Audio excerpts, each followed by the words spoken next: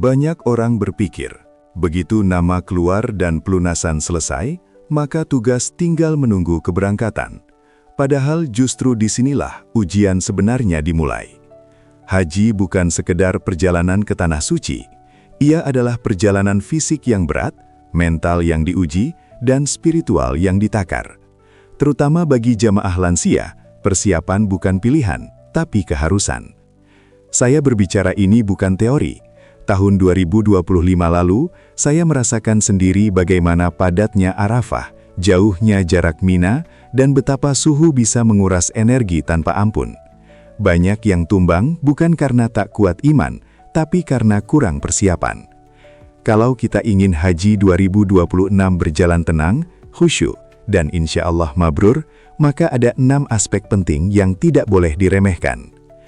Banyak calon jamaah, terutama lansia, merasa bahwa selama ini mereka sehat-sehat saja, tidak punya riwayat penyakit berat, masih bisa beraktivitas harian, masih kuat ke pasar atau ke masjid. Lalu muncul keyakinan, insya Allah nanti juga kuat. Disinilah letak kesalahan yang sering tidak disadari. Haji bukan aktivitas harian biasa. Haji adalah ibadah dengan intensitas fisik tinggi dalam suhu ekstrim, kepadatan jutaan manusia, dan jadwal yang padat. Di Arafah, suhu bisa menyentuh lebih dari 40 derajat. Di Mina, jarak antar tenda dan lokasi lempar jumrah bisa sangat jauh. Tawaf dan sa'i berarti berjalan ribuan langkah di tengah kerumunan. Kalau tubuh tidak dilatih, maka yang terjadi bukan khusyuk, tapi tumbang. 1. Latihan jalan kaki itu wajib, bukan opsional.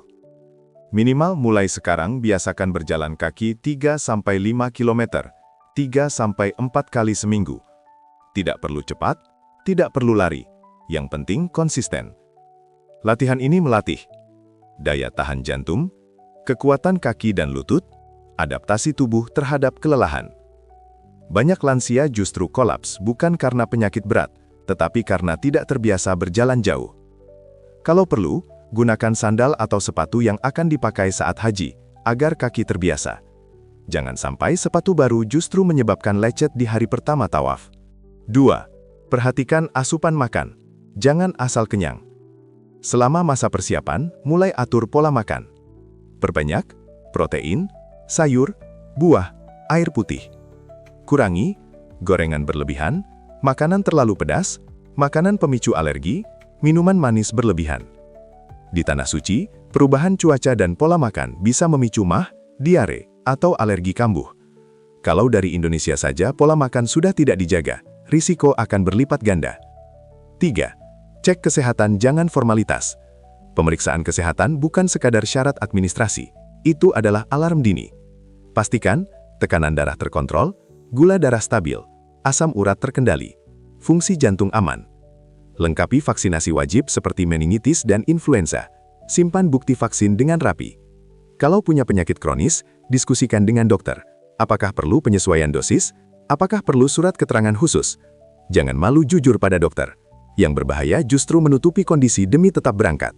4. Obat pribadi. Jangan bergantung di sana. Bawa obat pribadi lengkap dengan resep. Jangan hanya bawa beberapa tablet untuk jaga-jaga. Tuliskan jadwal minum obat. Simpan dalam tas kecil yang selalu dibawa. Di tengah kepadatan jutaan jemaah, mencari obat pengganti bisa tidak semudah yang dibayangkan. 5. Istirahat itu bagian dari ibadah. Seringkali jemaah memaksakan diri mengikuti semua kegiatan tanpa jeda. Padahal, tubuh lansia punya batas. Biasakan dari sekarang. Tidur cukup. Tidak begadang. Mengatur energi. Di tanah suci nanti, tidak semua kesempatan harus diambil. Tidak semua waktu harus dipakai untuk berjalan jauh. Pilih prioritas ibadah yang wajib dan utama. Karena haji bukan tentang siapa yang paling kuat berdiri lama, tetapi siapa yang paling bijak menjaga amanah tubuhnya. Kesimpulannya, jangan nekat berangkat tanpa latihan. Jangan mengandalkan semangat saja. Semangat tanpa kesiapan fisik justru bisa membuat ibadah terganggu. Latih tubuh dari sekarang. Jaga pola makan. Kontrol kesehatan. Siapkan obat, dan pahami batas diri. Karena tubuh yang sehat akan membuat hati lebih tenang. dan hati yang tenang lebih mudah khusyuk. Banyak jemaah berangkat haji dengan semangat tinggi, tetapi minim pemahaman.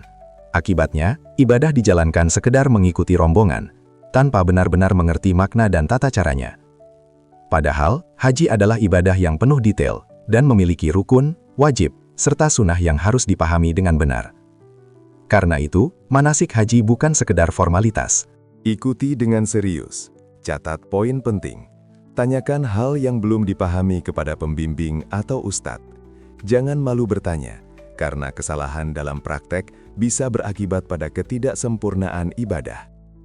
Hafalkan doa-doa inti seperti talbiyah, doa wukuf di Arafah, doa tawaf, dan doa sa'i. Tidak harus panjang, tetapi pahami maknanya agar hati ikut hadir, bukan hanya lisan yang bergerak. Latih diri untuk memperbanyak zikir, istighfar, dan sholat sunnah sejak di tanah air. Haji adalah puncak ibadah, bukan titik awal perubahan. Yang paling mendasar adalah meluruskan niat. Berangkatlah karena Allah, bukan demi status sosial atau kebanggaan keluarga. Ketika niat benar dan ilmu cukup, ibadah akan terasa lebih tenang, terarah, dan insya Allah lebih mendekati kemabruran. Banyak jamaah merasa semakin banyak uang yang dibawa, semakin aman, padahal tidak selalu demikian. Dalam ibadah haji, yang dibutuhkan bukan uang berlimpah, tetapi pengelolaan yang bijak. Pada musim haji 2025, jamaah Indonesia mendapatkan living cost sekitar Rp750. Untuk 2026, jumlah resminya masih menunggu pengumuman. Dana ini umumnya sudah cukup untuk kebutuhan dasar selama di Tanah Suci, jika digunakan dengan terencana. Kesalahan yang sering terjadi adalah membawa uang tunai terlalu banyak. Risiko hilang, tercecer atau tertukar cukup tinggi di tengah kepadatan jutaan jamaah. Sebaiknya siapkan uang tunai secukupnya saja untuk kebutuhan harian. Untuk cadangan, gunakan kartu ATM atau kartu debit berlogo Visa atau Mastercard, agar bisa menarik uang rial langsung di mesin ATM setempat. Cara ini biasanya lebih aman, dan kursnya lebih stabil dibanding menukar rupiah di lokasi, yang seringkali kurang menguntungkan.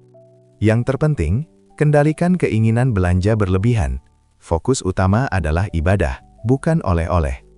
Ingat, kemabruran tidak diukur dari banyaknya barang yang dibawa pulang, tetapi dari perubahan diri setelah pulang.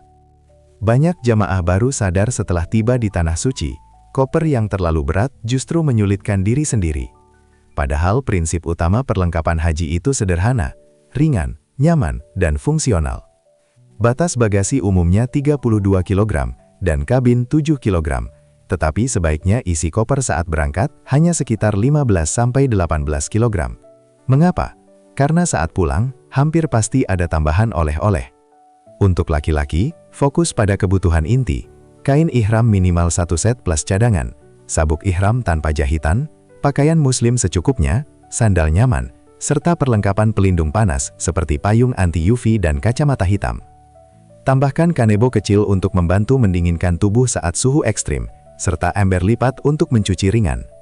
Untuk perempuan, mukena travel, gamis yang menyerap keringat, sarung tangan haji, dan kaos kaki yang nyaman menjadi prioritas. Pilih bahan ringan dan tidak mudah kusut. Jangan berlebihan membawa pakaian, karena fasilitas laundry biasanya tersedia. Yang tak kalah penting, obat pribadi, vitamin, charger, adaptor, dan powerbank. Ingat, barang berlebihan bukan tanda siap. Justru kesiapan terlihat dari efisiensi dan perencanaan matang. Dokumen penting, jangan sampai hilang.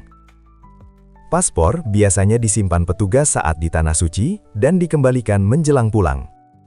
Visa haji diurus pemerintah atau melalui aplikasi resmi. Yang sangat penting adalah kartu nusuk dari pemerintah Arab Saudi. Kartu ini wajib dipakai setiap keluar hotel, masuk masjid, naik bus, dan mengikuti rangkaian ibadah. Tanpa kartu ini, akses bisa ditolak. Aplikasi nusuk juga digunakan untuk booking izin masuk Raudhoh di Madinah. Selain itu, gelang identitas haji wajib dipakai setiap saat. Kartu kesehatan dan bukti vaksin jangan sampai tertinggal. Buku manasik tetap dibawa. Kelalaian pada dokumen bisa berujung kepanikan yang tidak perlu. Maskapai dan koper. Musim Haji 2026 dilayani oleh Garuda Indonesia dan Saudia. Koper bagasi umumnya ukuran 24-28 inci dengan maksimal 32 kg. Koper kabin 20 inci dengan batas 7 kg. Setiap jamaah juga biasanya mendapatkan tas paspor dan tas serbaguna dari pemerintah atau travel. Pastikan koper diberi tanda khusus agar mudah dikenali. Jangan terlalu bergantung pada orang lain. Banyak lansia merasa, nanti saja, pasti ada yang bantu. Ya, petugas akan membantu, tapi jangan bergantung sepenuhnya. Belajar mandiri. Pahami jadwal. Kenali lokasi hotel. Simpan nomor penting. Jangan terpisah dari rombongan. Haji adalah ibadah kolektif, tapi tanggung jawab pribadi. Intinya satu. Persiapan adalah separuh dari keberhasilan. Siapkan fisik, siapkan ilmu, siapkan mental, siapkan perlengkapan.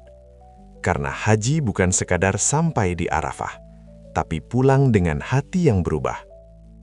Semoga Haji 2026 menjadi perjalanan yang tenang, lancar, dan membawa kita pulang sebagai pribadi yang lebih sabar, lebih tawakal, dan lebih dekat kepada Allah. Semoga Allah mudahkan langkah kita semua. Amin.